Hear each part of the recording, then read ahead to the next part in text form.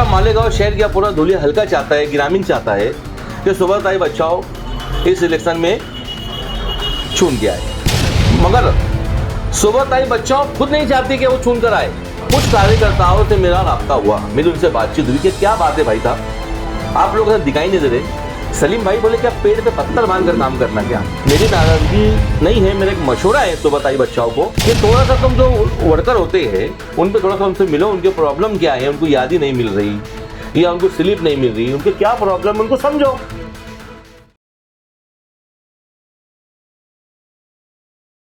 राजनीति, आंदोलन, किसान, करप्शन, गरीबी, इन सभी मुद्दों पर आवाज उठाएगा अब तक न्यूज इंडिया। सत्ता के आगे जब भी सवाल कमजोर पड़ने लग जाए तो सवाल उठाने पड़ते हैं।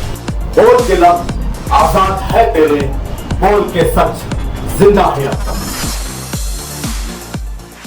आइए दर्शकों, एक बार फिर आपका स्वागत है अब तक न्यूज पर। मैं जाबिर शाह। बात करेंगे हम देश भर में लोकसभा के चुनाव चल रहे हैं, तो वहीं धुलिया मालेगांव लोकसभा की सीट पर काफ़ी घमासान मचा हुआ है।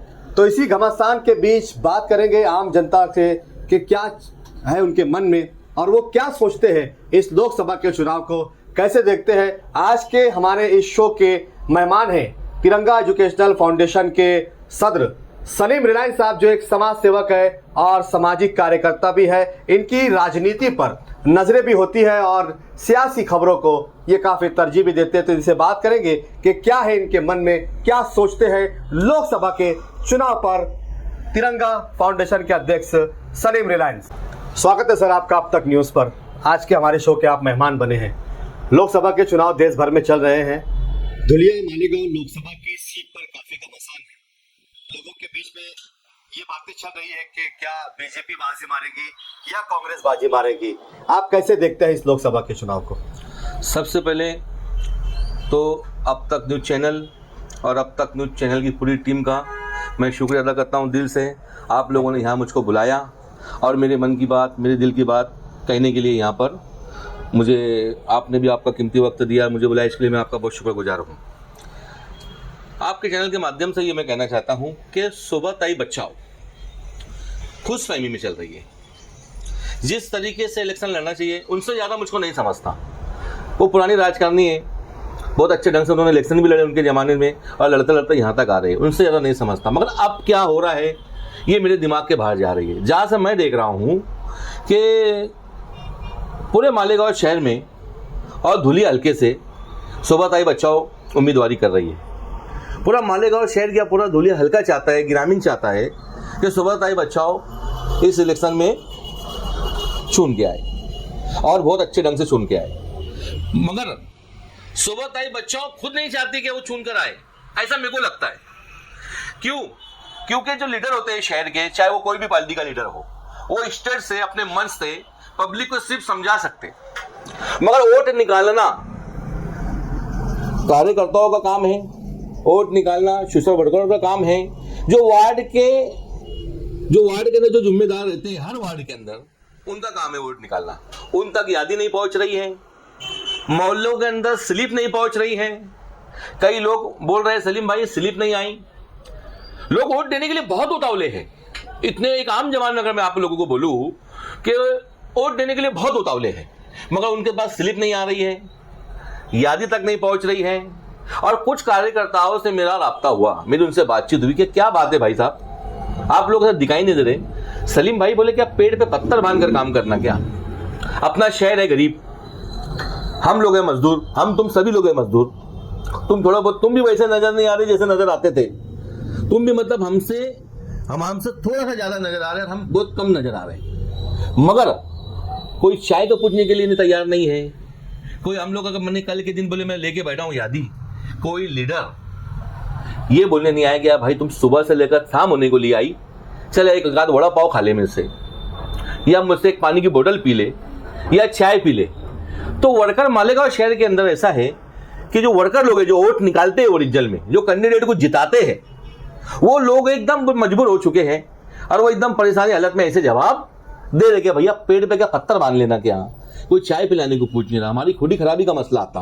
हम हमारा कारोबार छोड़ कर हम लोग यहाँ बैठ जाएंगे तो हमारे बच्चे भूखे मर जाएंगे। सलीम भाई, ये देश को बचाने की लड़ाई चल रही है, ये दोस्त देश का लोकतंत्र बचाने की लड़ाई चल रही है। इस तरीके की बातें यहाँ शहर भर में चल रही है कि संविधान बचाना है, इसके लिए सब लोग लगे हुए हैं। लगे हुए ना लोग, मगर जिस तरीके से कैंडिडेट को लगना चाहिए ना, लोग तो लगे हुए हैं। कैंडिडेट का भी काम है लोगों से आकर मिलना, कार्यकर्ता लोगों से आके मिलना, जो इनके घर तक स्लिप लेके जाते हैं, आवाम तक उनको स्लिप लेके जाते हैं, ये चौक चौराहे पे यादी लेके बैठते हैं, और लोकतंत्र तो बचेगा ना। नहीं, उम्मीदवार तो हफ्ते में 3 से 4 मरतबा मालेगांव शहर में दिखाई दे रही है और सबसे ज़्यादा विश्वास उनका मालेगांव शहर की मुस्लिम वोटों पर है।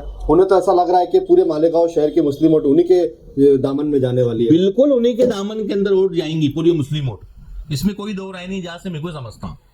मगर जब तक कार्यकर्ता लोग हैं, वो जो वर्कर लोग हैं, जो कोई भी पार्टी के हो, जो कोई भी पार्टी के वर्कर जब तक स्लिप लेकर घरों घर नहीं पहुंचेंगे, जब लोगों को स्लिप ही नहीं मिलेंगी तो वो वोट कैसे देंगे? आपकी नाराजगी किस बात से है? मेरी कोई नाराजगी नहीं है, मेरी नाराजगी नहीं है। मेरा एक मशवरा है सुबह ताई बच्चाओं को अब तक न्यूज चैनल के माध्यम से, कि थोड़ा सा तुम जो वर्कर होते हैं उन पे थोड़ा सा उनसे मिलो, उनके प्रॉब्लम क्या है, उनको यादी नहीं मिल रही या उनको स्लिप नहीं मिल रही, उनके क्या प्रॉब्लम है उनको समझो। जो शहर के बड़े बड़े लीडर है वो स्टेट से समझा सकते हैं। मेन वोट, मैं फिर से बोल रहा हूँ कि मेन वोट सिर्फ कार्यकर्ता ही निकाल सकता, पार्टी के वर्कर ही निकाल सकते। लेकिन उन्होंने सारी जवाबदारी जो मालेगांव मध्य के जो नेता है उन्हें दे रखी है, ये उनकी जवाबदारी है। देखो उनकी जिम्मेदारी है, ये बात सही है, मगर कहीं ना कहीं उनसे भी राब्ते कम हो रहे, हमारे कम हो रहे राब्ते हो रहे, मगर कम हो रहे। जहाँ से जैसे हम बोलने का मतलब ये है मेरा कि अगर वोट का मालेगांव शहर के, जैसे आपने बोला कि बहुत उम्मीदें हैं कि बहुत ज़्यादा परसेंट में आपकी बार सोबत आई बच्चाओं को वोट गिरेंगी। मेरा ऐसा मानना है कि लोगों के अंदर बहुत उतावलापन है वोट देने के लिए, मगर वोट परसेंट बढ़ेगा नहीं। इसकी जिम्मेदार खुद सोबत आई बच्चाओं रहेंगी, ये मेरा अपना जजमेंट बोलता, क्योंकि ना उनके वर्कर नज़र आ रहे हैं, ना उनके कार्यकर्ता नज़र आ रहे हैं। और रही बात शहर के बड़े बड़े लीडर लोग जो है वो स्टेट से समझा सकते, तो वो समझा नहीं रहे क्या? समझा रहे हो, सिर्फ समझा सकते। वोट कौन निकालेगा?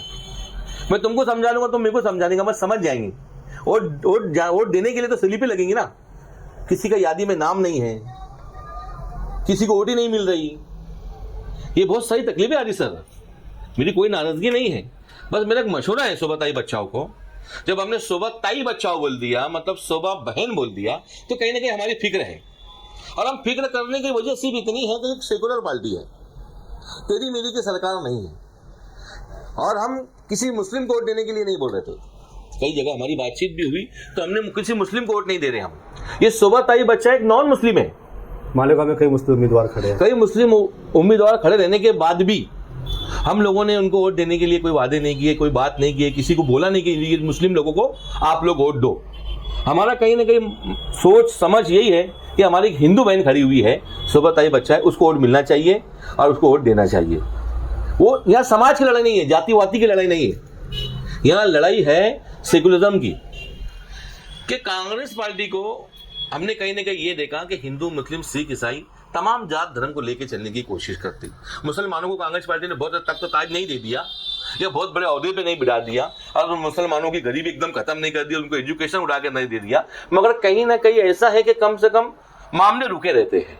चलो हम जैसे मुस्लिम लोग हमारे काम धंधे में लगे रहते हैं, दंगे फसाद है, ये है वो है।